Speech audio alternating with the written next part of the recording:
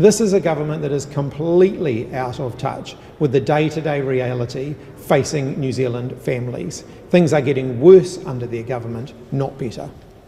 What do you make of the reasons that Nicola Willis gave yesterday for why GDP fell so dramatically, such as lack of confidence after Trump announced those tariffs? Christopher Luxon and Nicola Willis are all about blame and excuses rather than solutions. What they're doing isn't working, things are getting worse, and rather than fix that, they're just trying to find other people to blame. What would you have done differently? What would you have done differently to have avoided the contraction we've seen? I think it's in 3 of the last 5 quarters. Well, first of all, we wouldn't have slashed all of the government projects like State House builds, hospital upgrades, school rebuilds and transport projects, which have had a huge impact on New Zealand's economy.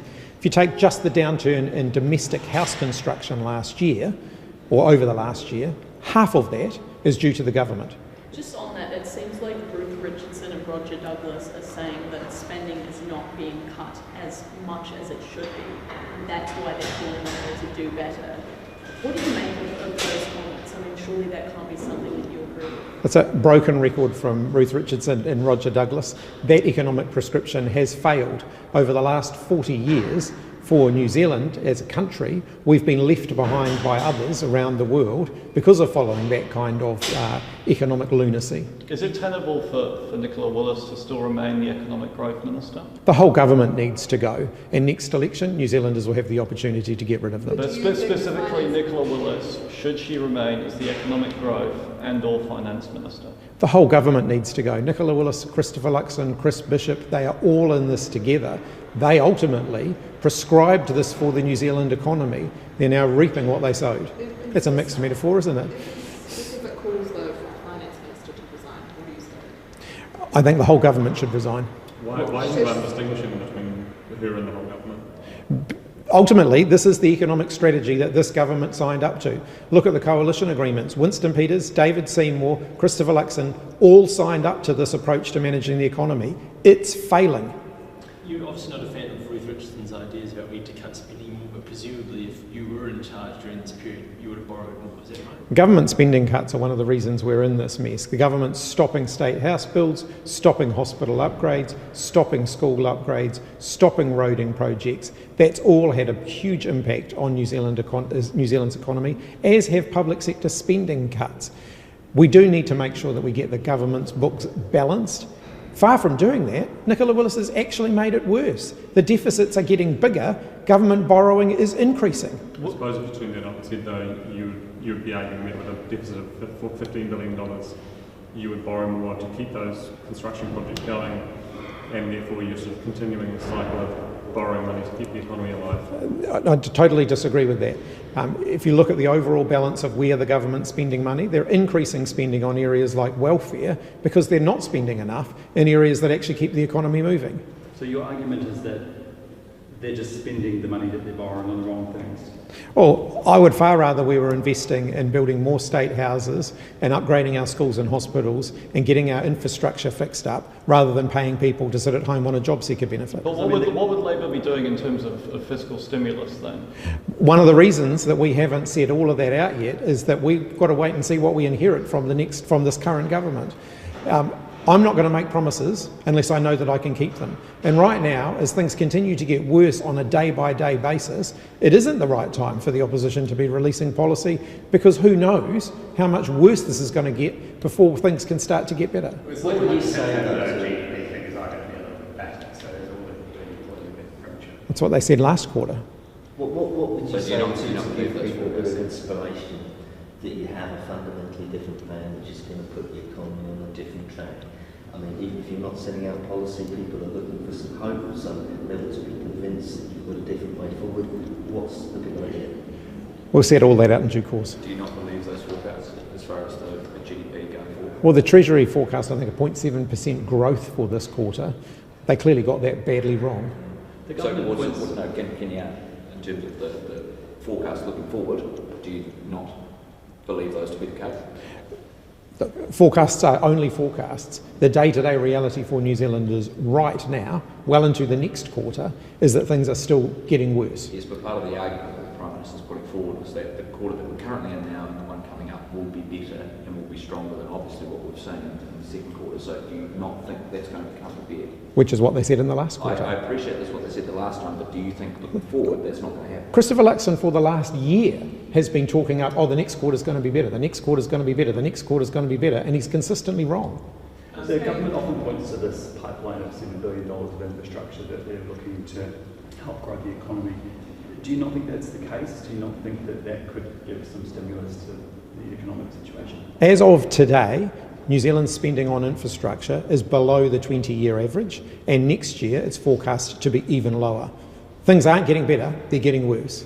This morning on Herald Now, they had a head of a manufacturing firm talking about one of the things that they were most irked about was the hardline approach IRD's taking in collecting tax arrears, various arrears and whatnot. I mean, is that something that you think, for instance, is creating additional pressure for businesses at the moment? Would you do something differently in that space? We worked with all government agencies during COVID-19 to make sure it wasn't the government that was tipping businesses over. That includes the IRD, but it also includes other government agencies. Other government agencies making sure they're paying their bills on time could help. The current government dialed back some of the work that we were doing in that space, allowing government departments and others to slow down their rate of payment. For small businesses in particular, that's a huge issue. So you're planning to both raise people's capital gains tax and make it easier for them to not pay it? I'm not announcing tax today, Thomas. Would you ever work in a government with Stuart Nash?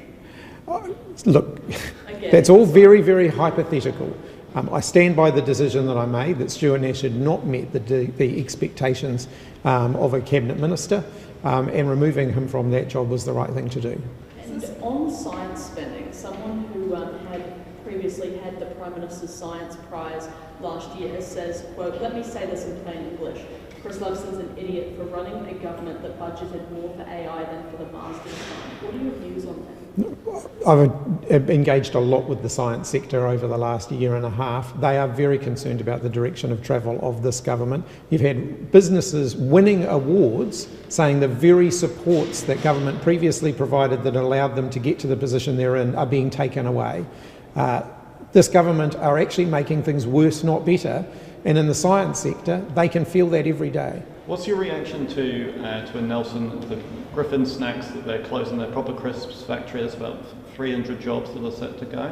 Manufacturing in New Zealand is doing it really tough at the moment. We can't afford to keep losing these businesses. We've got to get to the bottom of that problem. Fixing the electricity market would be a very good place to start. We don't need more hot air from the government, we need action. On the, back on the economy, is this government losing its grip on the title of Masters of the Economy, of experts on the economy? I don't think they've ever had that title. They've always talked a big game on the economy. If you look at their track record, they don't deliver on that. Just back on IRD, I mean, would you want the IRD to go softer at the moment in terms of collecting tax arrears? I expect the IRD to be exercising discretion, as it has in the past in economic downturns. New Zealand, they should, of course, be focused on making sure that New Zealanders are all paying their fair share of tax, but there are different ways that you can do that whilst ensuring that businesses don't go broke unnecessarily. I mean, but some would say that that led to really strange things happening in the insolvency market where companies just weren't failing and they should have been, because IRD generally accounts for about 60% of liquidations every year. The last annual report showed tax debt owed to the IRD is like $8 billion, and most of that was accrued during COVID-19. Do you think that is something we should be going back to? Look, I think chasing historic debts is something the IRD should continue to do. Do you think it was a missed opportunity for yourself and Barbara Edmonds not to be in the House yesterday to prosecute Nicola Willis? Unfortunately, Barbara Edmonds has lost her voice. I wasn't here because I was scheduled not to be here. I'm not normally here on Thursdays, and we've had a raft of illnesses and other personal tragedies that have affected our team this week that we're having to deal with. But I'm here today. Yeah, but as someone who knows, you've been in the House, you're very adept in that process, and you know what it's about, know the effectiveness that it can bring. Do you think that perhaps you could have made more out of what came from yesterday? I think Carmel and Damien O'Connor were both here yesterday. They did a great job waving the flag for Labour. Difficult time when you have a number of people sick and facing personal bereavement and so on. On another topic, Shane Jones is again suggesting that Maui dolphins do not exist and that they're a matter of fiction. They're basically Hector's dolphins that have been rebranded. Do you have any thoughts on that? Where to begin? Maui's dolphins do exist and they deserve protection. Have No, I think I've only seen about 3 dolphins in my life, so probably not. I'm probably not a great benchmark for that. Well, I mean, the government's clearly got a damaged narrative on the economy.